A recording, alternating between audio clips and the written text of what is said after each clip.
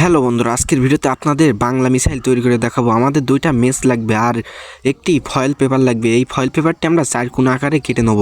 এরপর আমাদের একটি পাটকাঠি লাগবে এই মিসাইলের খাপ তৈরি করতে। আমি এই পাটকাঠির সাথে ফয়েল পেপারটি মুড়ায়ে মিসাইলের খাপ তৈরি করে নেব। প্রথমে এই সামনের মুখটুকু আমরা পেঁচায়ে দেবো। আমাদের খাপ তৈরি করা শেষ। এবার আমাদের ম্যাচ থেকে বারুদ সংগ্রহ করতে হবে। বারুদ সংগ্রহ করা হয়ে গেছে আমার। এবার আমরা এই যে মিসাইলের খাপের ভিতরে এই বারুদগুলো পড়বো। পুরা হয়ে গেলে ওই পাটকাঠি দিয়ে এই পাশের মুখটা আমরা আটকে নেবো। এই দেখুন,